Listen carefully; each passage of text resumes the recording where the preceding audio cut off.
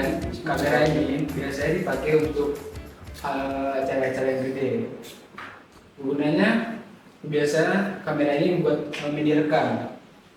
Jarang-jarang kawan-kawan yang dari orang-orang dokumentasi buat memakai kamera ini ke kamera foto, karena emang gunanya untuk kamera rekam. Jadi sekarang aku contohin untuk pemakaian kamera ini.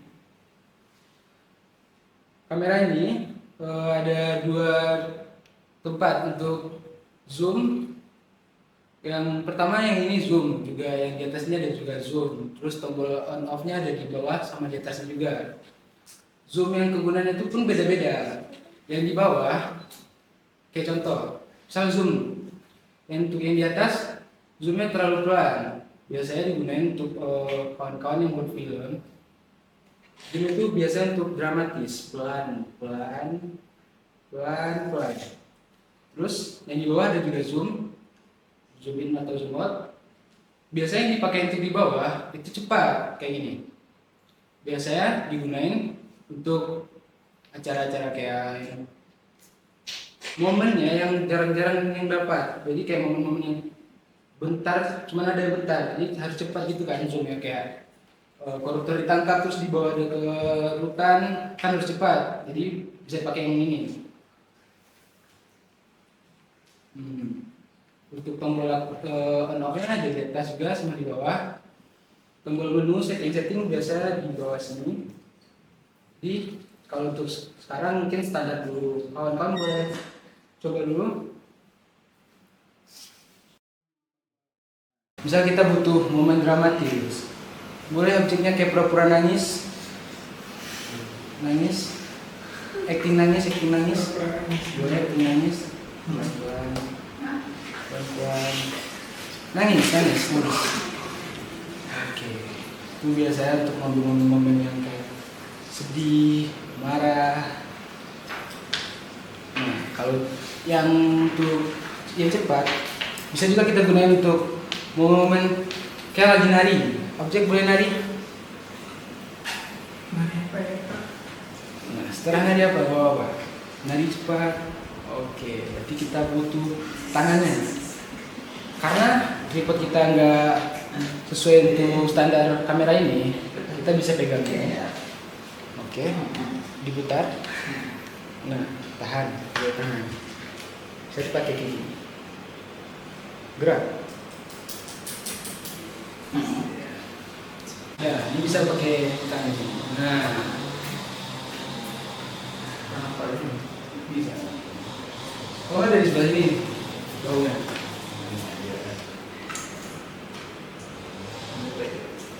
Oke.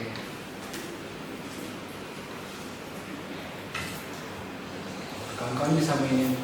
Di depannya ada zoom, ada fokus, ada di depannya.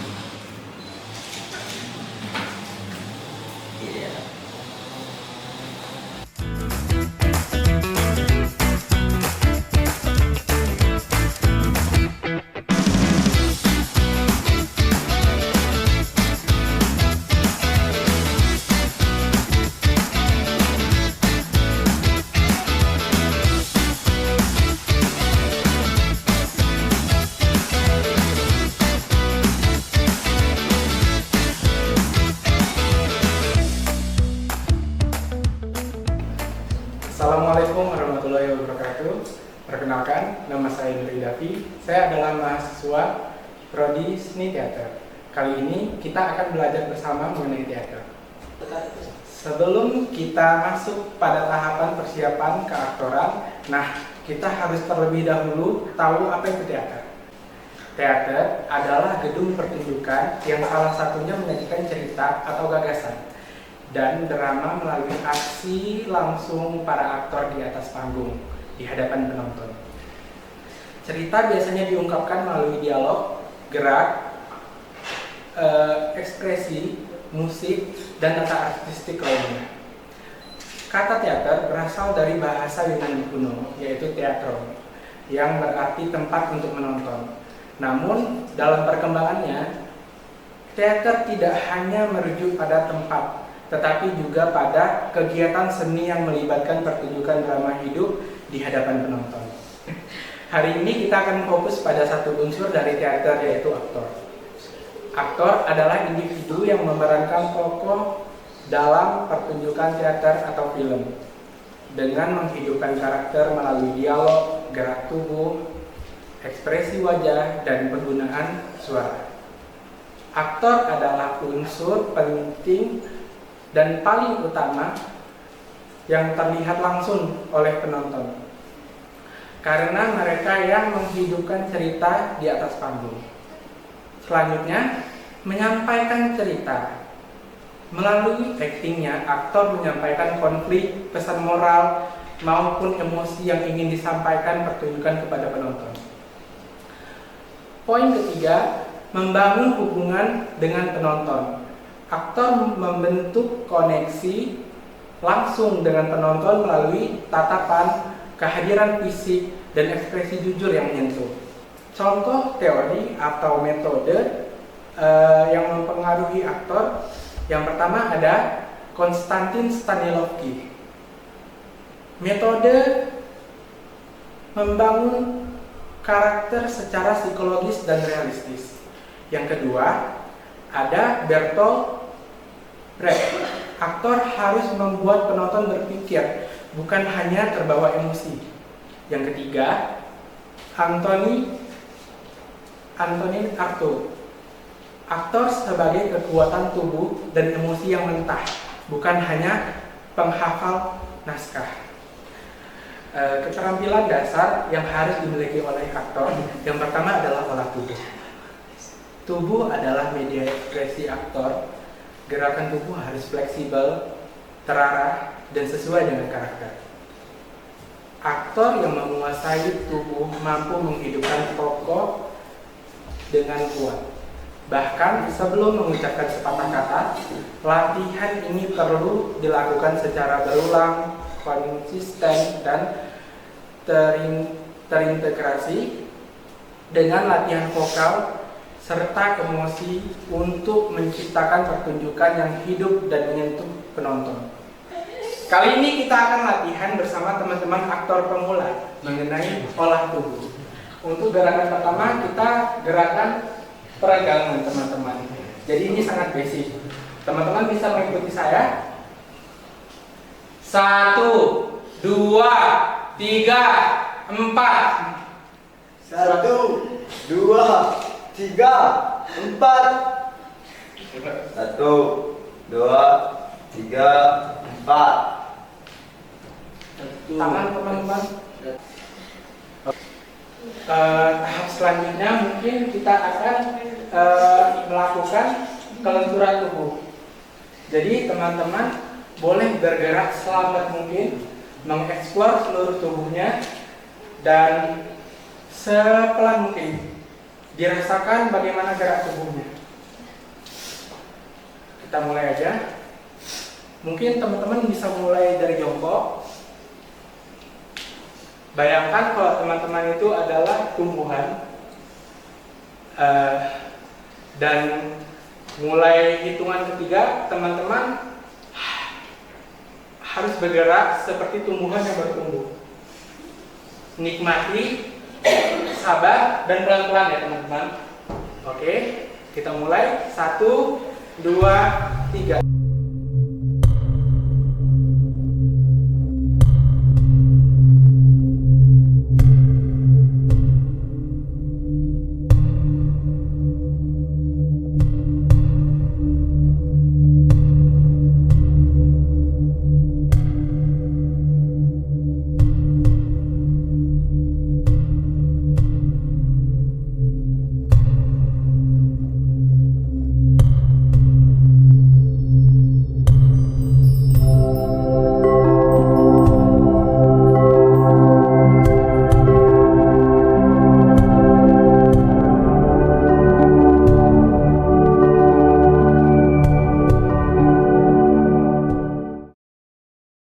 Setelah kita melakukan olah tubuh, kali ini kita akan latihan bersama mengenai olah vokal. Olah vokal adalah latihan untuk mengembangkan dan menghasilkan suara aktor agar lebih optimal lagi di atas panggung. Dalam teater, vokal bukan hanya tentang bersuara, tapi tentang membentuk suara sebagai alat ekspresi artistik dan komunikasi dramatik. Teknik vokal meliputi artikulasi, proyeksi suara, intonasi, dan pernapasan diafragma. Kali ini, saya akan latihan bersama teman-teman aktor pemula untuk melakukan tahapan olah vokal. Tahan, 1, 2, 3, hembuskan. Kali ini di dalam hembusannya kita akan humming. Humming itu bunyinya gini. Jadi pas teman-teman menghembuskan, teman-teman pakai suara itu ya. Oke, kita coba mulai. 1, 2, 3. Tarik nafas selama mungkin. Tahan. Dalam hitungan ketiga, teman-teman humming. 1, 2, 3.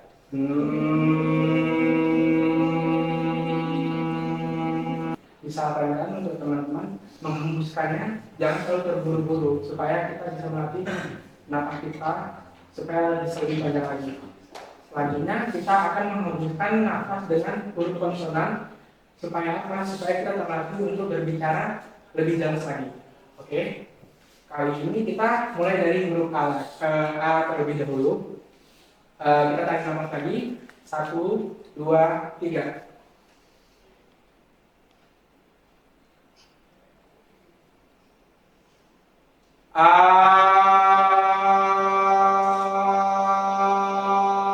Selanjutnya kita pindah ke huruf I.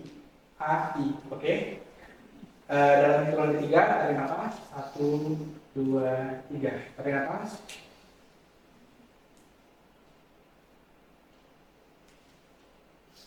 I.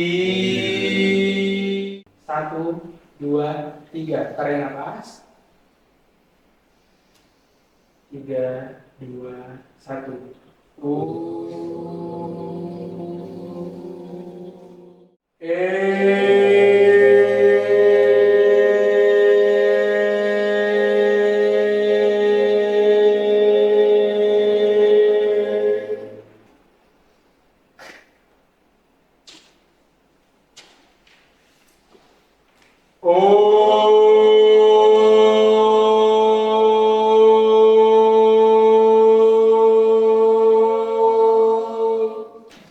Tahan. 3, 2, 1. A, I, U, E, O. A, I, U, E, O. A, I, U, E, O. Sampai sini karena teman-teman baru pemula, metodenya kurang lebih cukup. Cuman yang harus saya tahu lagi, ketika kita olah vokal, kita berlatih untuk menggunakan suara diafragma, yaitu nafas yang ada di antara perut dan dada. Selanjutnya kita masuk pada tahapan olah emosi ataupun olah rasa. Olah emosi atau yang dikenal sebagai olah rasa dalam teater adalah proses pelatihan dan pendalaman perasaan agar aktor mampu menghadirkan emosi yang jujur, kuat, dan sesuai dengan karakter yang diperankan. Ini adalah kerja batin dan kesadaran emosional seorang aktor terhadap situasi, konflik, dan reaksi dalam cerita. Emosi dalam teater bukan sekedar berpura-pura marah atau sedih, tapi harus benar-benar dihidupkan dengan rasa atau maksudnya lebih dirasakan sehingga terlihat tulus dan nyata, sehingga dapat menyentuh perasaan penonton. Kali ini saya dan teman-teman aktor pemula akan berlatihan mengenai olah rasa atau olah emosi.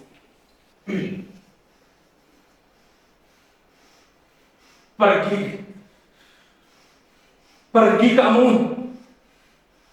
kurang lebih kayak gitu.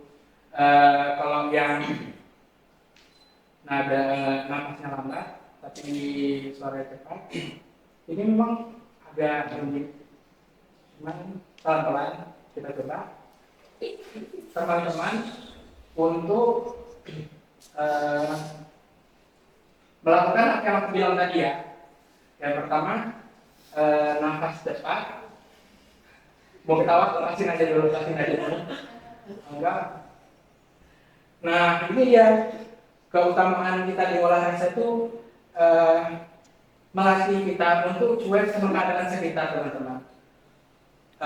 Jadi kita tidak mudah terdistraksi sama kawan-kawan sekitar yang bisa membuat kita tertawa. Itu juga termasuk tantangan di olahraga, di mana teman-teman harus fokus terhadap diri sendiri, emosi yang ingin ditunjukkan atau apapun itu emosi yang harus ditunjukkan di karakter teman-teman. Oke, teman-teman, sekarang kita akan latihan bagaimana kita bisa fokus dan tidak terdistraksi oleh sekitar kita. Dalam latihan kali ini, kita akan melatih fokus dengan cara membayangkan titik di bawah telapak tangan saya ini, dan lawan saya akan mengikuti titik yang ada di tangan saya. Saya contohkan dulu. Boleh, kamu boleh maju.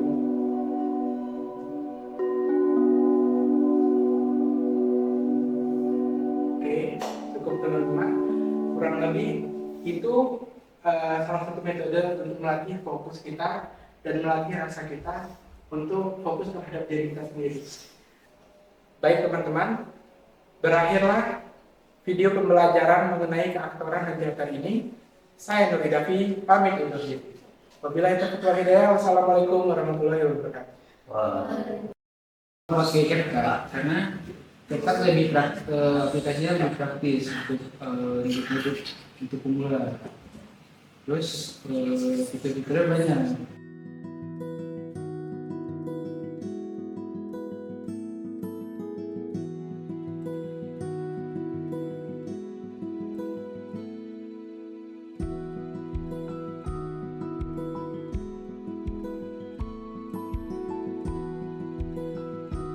Jadi sekarang yang kita berdua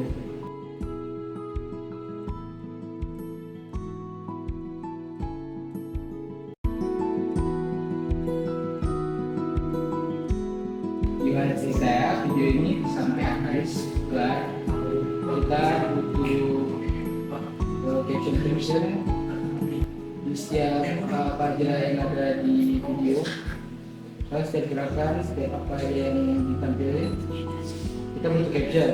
Terus kita belajar cropping tahu? Potong-potong. Jadi kita ngasih transisi, belajar cropping, transisi, visual effect. Terus ada beberapa kita kasih teks di video untuk pemanis. Terakhir nanti kita main back.